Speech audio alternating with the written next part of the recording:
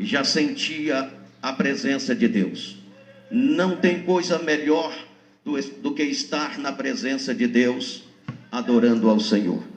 E este momento é um dos momentos importantíssimos do culto, porque é o momento da gente ouvir Deus falar através da sua palavra.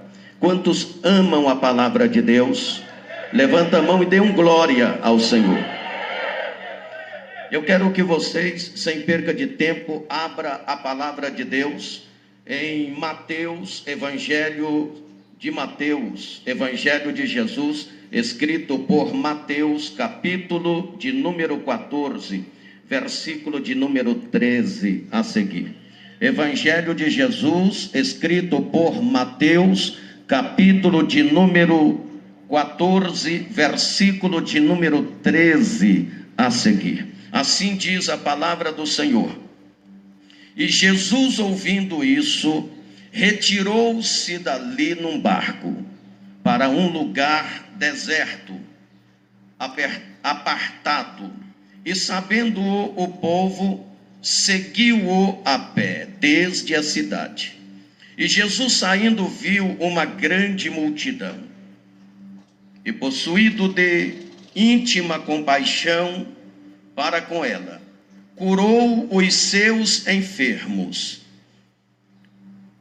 E sendo chegada a tarde, os seus discípulos aproximaram-se dele, dizendo: o lugar é deserto e a hora é já avançada.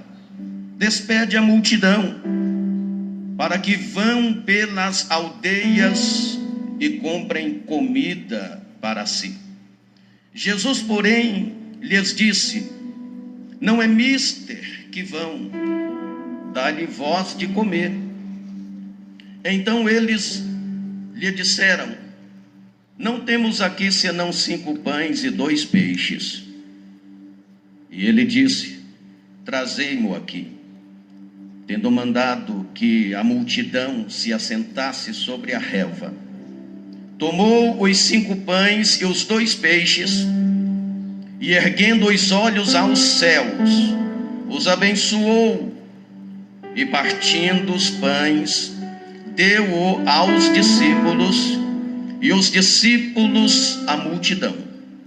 E comeram todos e saciaram-se, e levantaram 2 pedaços que sobejaram 12 cestos cheios. E os que comeram foram quase 5.000 homens, além das mulheres e crianças. Amém?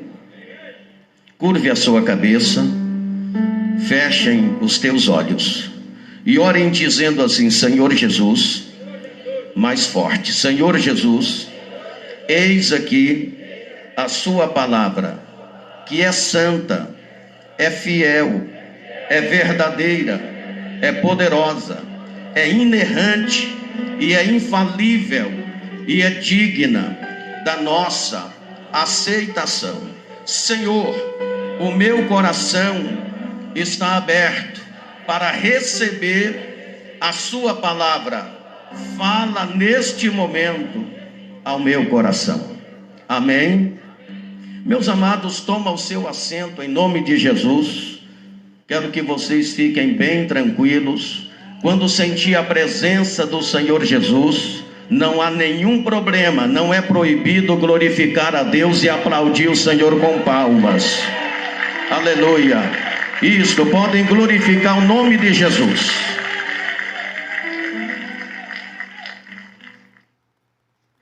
Meus amados, o texto sagrado que nós lemos da Santíssima Palavra de Deus é um texto bastante conhecido de todos nós. E o que eu vou falar aqui não é nada de novidade para vocês. O que eu vou falar são coisas que vocês já sabem, e eu só quero lembrar. A multiplicação dos pães e peixes é uma maravilhosa manifestação do caráter de Deus. Deus é amor e esse amor se manifesta também por meio de sua generosidade.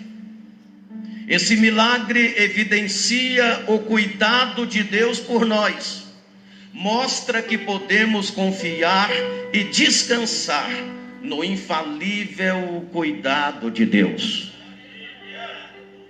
Eu tive orando a Deus para trazer esta mensagem para vocês, e o Senhor colocou no meu coração esta palavra, e ainda hoje eu orava quando eu chegava no hotel, eu meditava e orava ao Senhor. E confesso que eu ainda não havia pensado no tema desta mensagem, quando o Senhor trouxe no meu coração o tema desta mensagem: vencendo o desânimo. Diga isto comigo: vencendo o quê?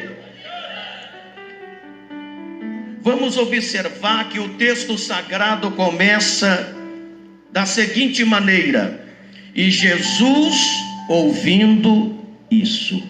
Diga comigo: e Jesus ouvindo isso. Jesus recebe a notícia da morte de João Batista. João Batista havia morrido, havia matado João Batista, havia cortado o pescoço de João Batista, sua cabeça havia rolado, e todos nós sabemos por que, não é preciso nem lembrar. Jesus recebe a notícia da morte de João Batista. Jesus, mesmo sendo Senhor sobre tudo e todos, ele era também humano. Vale a pena lembrar que Jesus, quando ele palmilhou na terra da Palestina, ele era 100% homem e 100% Deus. Jesus, na sua humanidade, ele precisava, ao receber a notícia trágica da morte de seu grande amigo João Batista, ele precisava se afastar um pouco das multidões para um lugar deserto. A sua humanidade é expressada quando da sua retirada para um lugar deserto. O mestre precisava, em sua humanidade, estar em um lugar afastado das multidões. Quando Jesus andava exercendo o seu ministério público, ele sempre andava cercado de multidões, multidões que não o abandonavam. Mas agora, recebendo a trágica notícia da morte de João Batista, Jesus, ele então prefere sair para um lugar deserto, apartado, longe das multidões. Talvez Jesus queria refletir um pouco sobre os acontecimentos daqueles dias. Assim a Bíblia Sagrada diz que o Senhor Jesus, ele entra com os seus discípulos no barco e vai para aquele lugar deserto. Meus irmãos, eu quero fazer um parêntese aqui. Muitas vezes as circunstâncias da vida parecem atuar de forma semelhante na existência humana. Atingidos por problemas que não podemos controlar, somos muitas vezes impelidos ao caminho longo e difícil de um deserto existencial. E nesse deserto passamos por diversos problemas: crise emocional, problemas de ordem sentimental, problemas financeiros e espirituais, autoestima em baixa e etc. Olhamos ao nosso redor e tudo parece difícil, são verdadeiros gigantes. E pior ainda, olhamos e vemos que nós não temos recursos para combatê-los. Muitos desses problemas acabam tendo efeito negativo na parte financeira, na parte espiritual e física da nossa vida. Isso porque o ser humano é um ser biológico, social e espiritual. Há muita somatização que influencia nas nossas decisões. Às vezes nos achamos num deserto, onde os recursos são poucos, quase nada, inexistente, para atender às nossas demandas, para atender às nossas necessidades. Quando nós olhamos lá no segundo livro, na segunda carta a Coríntios, no capítulo 4, versículo 8, quando Paulo ele escreve a sua segunda carta à igreja de Corinto, Paulo ali está falando sobre os desafios que aqueles que decidem seguir a Jesus enfrentam. E ali Paulo fala uma palavra muito especial que nós devemos, cabe muito neste momento da nossa mensagem, quando Paulo diz: irmãos, perplexos, mas não desanimados. Nós estamos vivendo tempos, acontecimentos que nos trazem perplexidade. E como não se bastasse a perplexidade, isto acaba gerando em nós um sentimento de desânimo. Paulo disse: perplexos, mas não desanimados.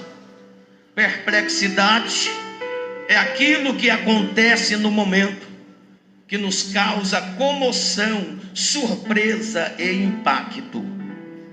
Perplexidade e desânimo são experiências dramáticas que podem acontecer na vida de qualquer servo de Deus.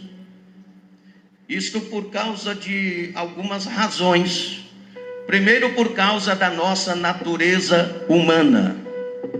Segundo, por causa da nossa fragilidade natural. Terceiro, por causa dos intentos, ataques do adversário. Aí vem as crises, a insegurança, as adversidades e etc. E é preciso que o servo de Deus, a serva de Deus, saiba lidar com esses acontecimentos para que não sejam dominados pelo desânimo. O desânimo tira a nossa motivação. Uma pessoa desanimada, ela perde a motivação de lutar pelos seus ideais. O desânimo ofusca a nossa visão. Uma pessoa desanimada, ela perde a visão, ela perde a noção das coisas, ela perde a noção da realidade. O desânimo, ele pode nos fazer retroceder. E aí a Bíblia Sagrada diz que aquele que põe a mão no arado e olha para trás não é apto para o reino de Deus. O desânimo pode gerar complexos incuráveis, como por exemplo, complexos de inferioridade. O desânimo pode causar desequilíbrio emocional, como por exemplo, sentimento de incapacidade. E pior ainda, o desânimo pode nos apostatar da fé. Por isso Paulo disse: perplexos, mas não desanimados. Eu quero dizer a vocês uma coisa: nesta noite o Senhor vai elevar o nosso ânimo. Aleluia. Se você crê nisto, levante a mão e glorifique o nome de Jesus. Aleluia, louvado seja Deus. Quando nós olhamos para a Bíblia Sagrada, nós vemos personagens importantes da Bíblia Sagrada que tiveram seus momentos de desânimo e encontraram em Deus força para vencer esse sentimento. Que se você não vencê-lo, ele vai certamente te vencer. Em 1 Reis, no capítulo 19, versículo 4, nós vemos Elias desanimado. E você conhece muito bem o que a Bíblia fala a respeito do profeta Elias. O ministério brilhante que o profeta Elias teve. Mas a Bíblia mostra no capítulo 19 de 1 Reis, Elias desanimado por causa da ameaça de Jezabel, uma mulher profana, adúltera, que ameaça o homem de Deus. E ameaçado por Jezabel, Elias, no versículo 4 do capítulo 19 de 1 Reis, no deserto, deitado debaixo de um zimbro, a Bíblia diz que em seu ânimo ele pedia a morte. No versículo 9, no deserto, ele entra em uma caverna, e dentro daquela caverna, desanimado, mas no versículo 15, Deus entra em cena, e a voz de Deus entra dentro da caverna do desânimo e diz: Elias, sai daí, porque aí não é o seu lugar. Elias entende a mensagem de Deus, ele sai da caverna e retoma a sua missão. Quando nós olhamos no segundo livro de Samuel, no capítulo 15, nós vemos, a Bíblia mostra Davi desanimado por causa da traição de seu filho Absalão. Davi recorre a Deus para vencer aquele sentimento de desânimo. E aí a Bíblia diz no versículo 32 do capítulo 15 de 2 Samuel, que Davi encontrou a cura para aquele sentimento de desânimo no monte da adoração. Adore ao Senhor no momento da luta, no momento da dor, no momento do desânimo, no momento da desesperança. Adore, adore, adore, adore o Senhor. Aleluia, glória a Deus, bendito é o nome de Jesus. No Evangelho de Jesus, escrito por Lucas, no capítulo 24 e no versículo 13, nós vemos dois discípulos no caminho de Emaús, desanimados por causa da dúvida quanto à ressurreição de Jesus Cristo. Jesus entra no meio deles já com o corpo ressurreto e tem comunhão com eles, e na hora da comunhão eles são curados daquele sentimento de desânimo. Jesus estava caminhando para Jerusalém. Dentro de poucos dias ele seria crucificado. Uma semana antes disto acontecer, ele está com os discípulos reunidos e ele dá as suas últimas instruções aos discípulos antes da sua morte. Os discípulos já sabiam o que estava por acontecer. Desanimados, corações turbados, Jesus dá as últimas instruções e ele diz no versículo 33 de 16 de João: tenho-vos dito isto para que em mim tenhais paz. No mundo tereis aflições, mas tende bom ânimo, eu venci o mundo. Aleluia, glória. Você pode glorificar o nome de Jesus? Aleluia. Jesus nunca nos enganou. Ele nunca disse que a nossa vida como discípulo, como servos dele aqui, seria uma vida boa, que nós iríamos banhar em água de rosas. Não. Ele disse: no mundo tereis aflições, mas tende bom ânimo, eu venci o mundo. Nós vamos lá para o capítulo 1 de Josué. Qual é o problema que está acontecendo no capítulo 1 de Josué? Moisés é morto. A morte de Moisés deixou os filhos de Israel perplexos, desanimados. E aquele sentimento de perplexidade e desânimo atingiu também o coração de Josué. Deus vem a Josué e fala: Josué, agora é a sua vez. Você vai continuar a marcha com este povo. Josué diz: Senhor, eu não posso. Josué viveu a maior parte da sua vida ao lado de Moisés. Quando Deus mandou Moisés ir ao Egito retirar o povo de lá, Josué era ainda muito jovem. Ele viveu dezenas de anos ao lado daquele homem manso, humilde, paciente, chamado Moisés. Ele estava acostumado a recorrer ao seu líder sempre que tinha um problema para resolver. Agora Deus vem a Josué num contexto bastante difícil, em que o povo está perplexo, desanimado. E Deus fala: Josué, a marcha não pode parar. Toca o barco, Josué. E Josué diz: Deus, não faça isso comigo, por favor. Dá para imaginar o que passava na cabeça de Josué. Ele tinha de conduzir aquela massa humana até a terra prometida.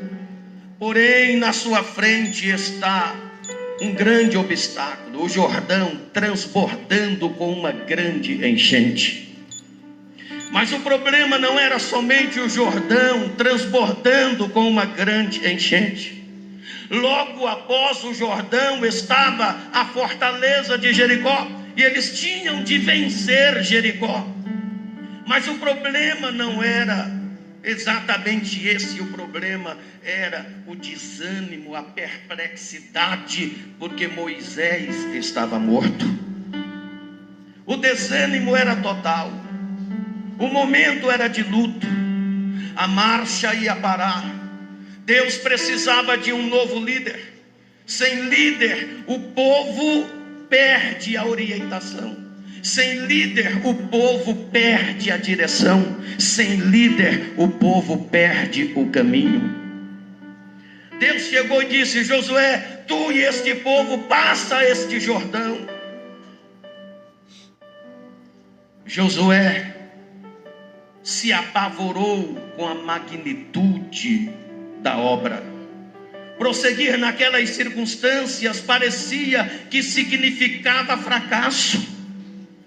Os israelitas, desanimados, estavam dispostos a voltar e ali cavar as suas próprias sepulturas entre as dunas de areia onde estavam enterrados os ossos de seus pais.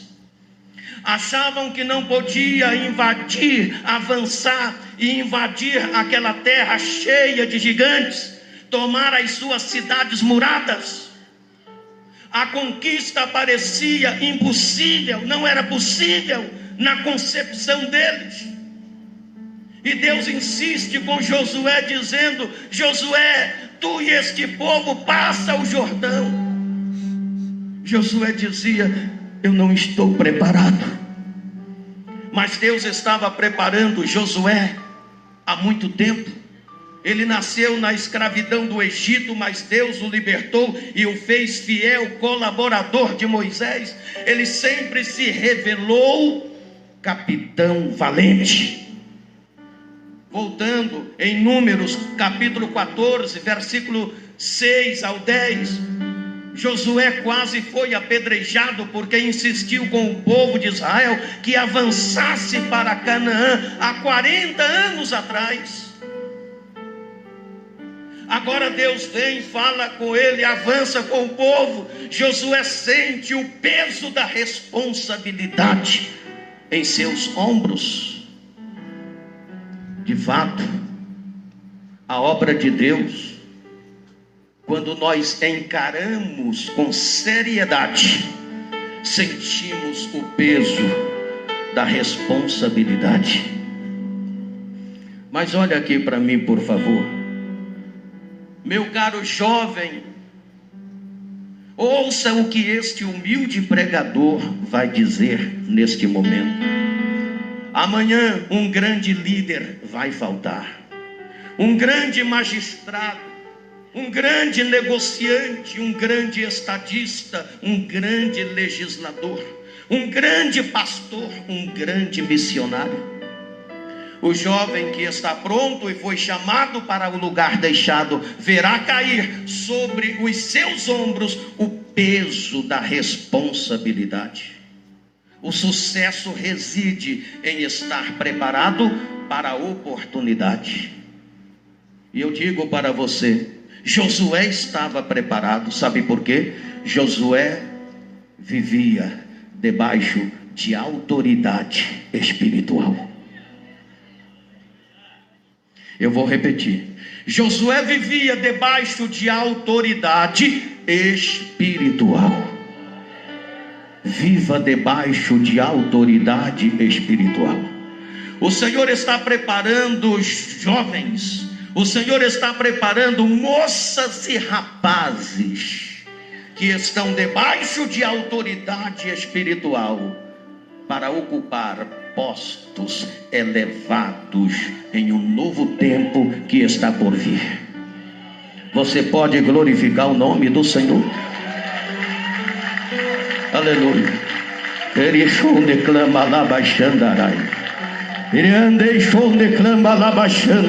Aleluia, glória a Deus. Josué é você. Josué entendeu a mensagem de Deus, levantou a cabeça, sacudiu a poeira, tomou frente daquela obra e disse para o povo: gente, a marcha não vai parar, a obra não vai parar. Vamos passar o Jordão. E você já sabe o que aconteceu. Ele passou o Jordão, conquistou Jericó e entrou em Canaã. Aí eu me lembro de Paulo quando ele disse: uma coisa faço é que, esquecendo-me das coisas que para trás ficam, avanço para as que estão adiante de mim, prossigo para o alvo, pelo prêmio da soberana vocação de Deus. Um novo tempo está por vir. Você pode glorificar a Deus por isso. Um novo tempo está por vir. Um novo tempo está por vir. E Deus está preparando os jovens para este novo tempo. É preciso levantar a cabeça. Nesse tempo difícil, nesse tempo de perplexidade, nesse tempo de adversidade, é preciso levantar a cabeça, porque a marcha não pode e não vai parar. O diabo quer que a marcha pare, mas a marcha não vai parar. Vamos declarar isto, diga forte: a marcha não vai parar. Não, mas está muito fraco, diga mais forte, levanta a mão e diga forte: a marcha não vai parar. A marcha não vai parar. Voltando ao texto, e Jesus, ouvindo isso, retirou-se para um lugar deserto. Eu disse que Jesus, nesse tempo, ele era 100% homem e 100% Deus. Ele precisava de um lugar deserto para ficar a sós, para refletir um pouco no que estava acontecendo e naquilo que acaba de acontecer, que deixou todos, inclusive o próprio Jesus, perplexos. Na sua humanidade, ouvindo isso, retirou-se para um lugar deserto. Jesus, como homem, ele teve mãe e nunca teve pai, mas como Deus, ele teve pai e nunca teve mãe. 100% homem e 100% Deus. Como homem, ele teve fome, como Deus é o pão da vida. Como homem, ele teve sede, como Deus é a água da vida. Como homem, ele chorou, mas como Deus, ele consolou a muitos, dizendo: não chores.